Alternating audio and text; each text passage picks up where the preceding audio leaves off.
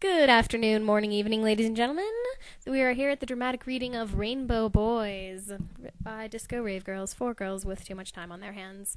I'm glad to inform you that there will be no Brick in this chapter. It instead focuses on Jason Carrillo, the jock, and his many, many, many issues.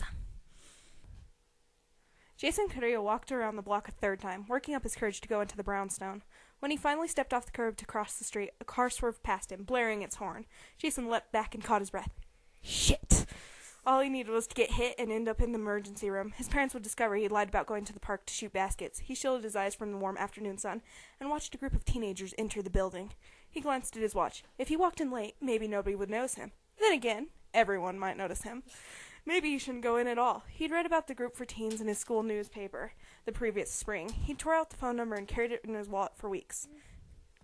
Every so often he would unfold it, stare at the numbers, then fold it up again, until one evening, when his parents and sister were out and he was home alone, he uncreased the scrap of paper and dialed the number. A man answered. Rainbow Youth Hotline. Jason slammed the receiver back into its cradle and jumped up. After a while, his breathing slowed and he called again. This time he stayed on the phone. The voice on the other end of the line was friendly and warm. Not at all what he expected. "Are you gay?" Jason asked, just to be sure. The man laughed. Of course.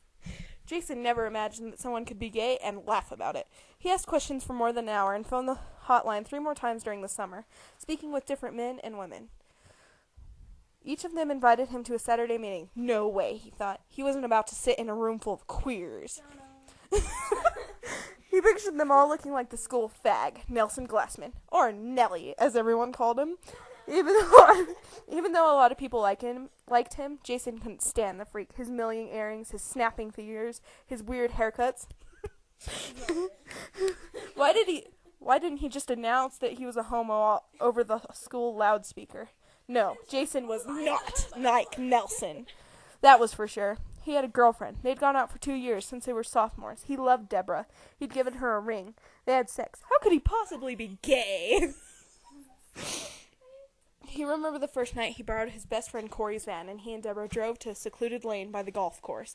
A little shy at first, they awkwardly clambered in the back and lay side by side.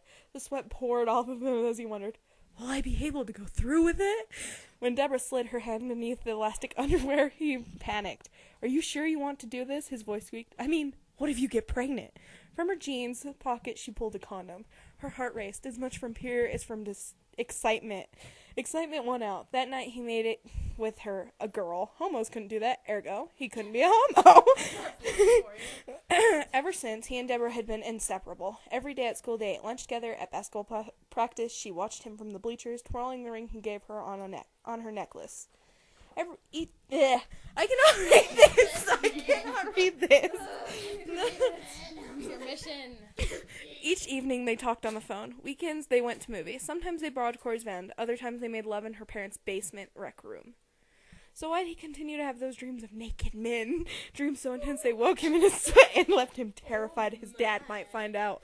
His dad's gonna read his mind. He's gonna be like, what were you dreaming about, Jason?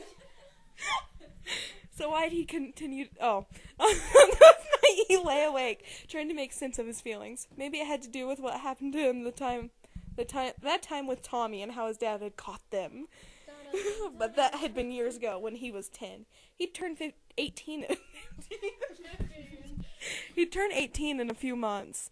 He needed to concentrate on his future, bring his math grade up, finish senior year, get the basketball scholarship, and go to college. He didn't have time for some stupid Rainbow Youth meeting. Yet now, on the September Saturday, after 6 months of carrying the yellowing ad for the group hidden in his wallet, here he was. He crossed the street toward the brownstone and stopped to look at himself in a car window. He tried to smooth his hair, but the curls wouldn't cooperate. Shit. Why did he care? After all, it was only a group of queers. 20 or more teenagers packed into the sweltering 4th-floor room. Some sat on metal folding chairs, fanning themselves. Others lay draped across the threadbare couches, grumbling about the heat. A few sat cross-legged on the stained, well-worn rug. Jason scanned the room for an empty seat. There weren't any. He was thinking he should leave when suddenly his eyes met those of another boy. Smiling across the crowd was Nelson Glassman. Jason froze. How could he have been so stupid? That little faggot would spread this all over Whitman. Nelson fingered a wave, like they were best buds, then leaned toward a boy in the baseball cap and whispered something. The boy looked up, his eyes widening in surprise. Jason blinked. Kyle Meeks? What was he doing here? Let's begin, please. Let's begin, please. A stoop-shouldered man standing in the middle of the room clapped his hands. Would everyone find a seat? Yes, I know it's hot. Tam and Carla went to get... Find a seat, please. Jason turned to leave, but at that moment, Kyle came toward him, extending a hand. Jason offered a sweaty palm. What's up? I think I'm in the wrong place. Can you boys find a seat? The man shouted over the noise of the group. Oh, isn't that it? Here. Kyle whispered and grabbed a folding chair from the stack that leaned against the wall. Without warning, the entire stack started to slide. Jason reached out to stop them, but it was too late. The chairs hit the floor. Crash! Then, silence. All eyes turned to stare at him and Kyle. A couple of boys on the rug burst into applause.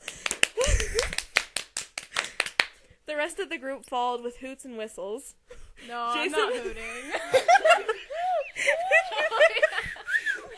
Jason wanted to crawl under the rug and die. All right, let's begin. The facilitator waved his hand, signaling the group to settle down. Boys, please take a seat. Kyle turned to Jason, his face red from embarrassment. I'm sorry. He turned to pick up the fallen chairs. Let me do it, Jason said. The last thing you wanted was for Kyle knocked over the rest. Nelson came over to help. Way to go, Kyle. Jason opened the chairs for Kyle and himself, then sat down, avoiding Nelson's gaze. Nelson unfolded the third chair and wedged himself between them.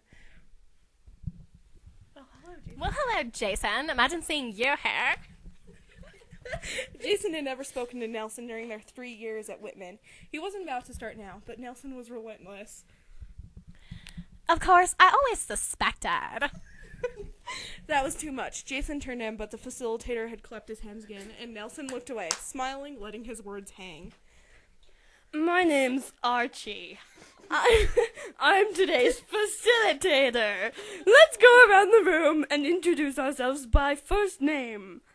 As he spoke, an older girl sitting beside him interpreted his words into sign language for the two deaf guys sitting by the radiator.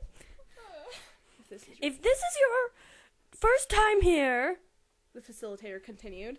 let us know so we can welcome you. Kyle, you start, and we'll move clockwise.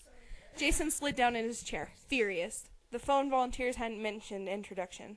Kyle introduced himself. Jason still couldn't believe seeing him here. He hung with Nelson at school, but he looked so normal. The shy swimmer kid with glasses who always wore a baseball cap. Everyone kidded him about it, but he just laughed along with that goofy grin of gleaming braces. He's okay, Jason thought, in spite of knocking over chairs and embarrassing the shit out of me.